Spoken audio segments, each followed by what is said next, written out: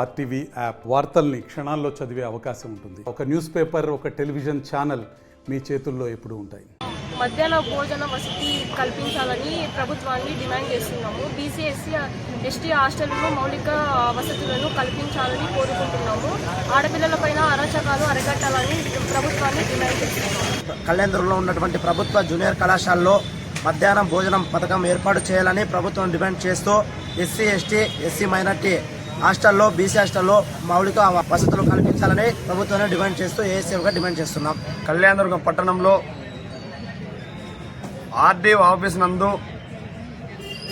పెద్ద ఎత్తున వందలాది మంది విద్యార్థులను కలుపుకొని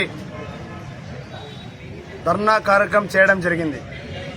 ఈ ధర్నా కార్యక్రమం ఉద్దేశం ఏమిటంటే రాష్ట్ర వ్యాప్తంగా జూనియర్ కళాశాలలో చదువుతున్న ప్రతి విద్యార్థులకు మధ్యాహ్న భోజన పథకం అమలు చేయాలని, అలాగే రాష్ట్ర వ్యాప్తంగా ప్రభుత్వ సాంఘిక సంక్షేమ హాస్టల్లో మౌలిక వసతులు కల్పించాలని, రాష్ట్రంలో హాస్టల్లో ఖాళీగా ఉన్న వార్డెన్, కమాటీ, కుక్, వాచ్మెన్ పోస్టులు భర్తీ చేయాలని, అలాగే రాష్ట్ర వ్యాప్తంగా మెస్ బిల్లు విడుదల చేయాలి, అలాగే కాస్మెటిక్ ఛార్జీలు విడుదల చేసి విద్యార్థులకు కాస్మెటిక్ ఛార్జీలు పెంచాలని చెప్పేసి ఈరోజు ఆల్ ఇండియా స్టూడెంట్ ఫెడరేషన్ ఏఐఎస్ఎఫ్గా కళ్యాణదుర్గం పట్టణంలో ధర్నా నిర్వహించడం జరిగింది.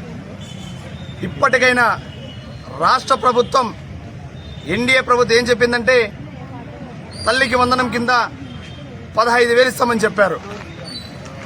చెప్పిన మాట ఈ రాష్ట్ర ప్రభుత్వం నిలబెట్టుకోవాలి. మీరు ఎన్నికల హామీలు ఏవైతే ఇచ్చారో ఆ హామీలన్నిటినీ నెరవేర్చండి.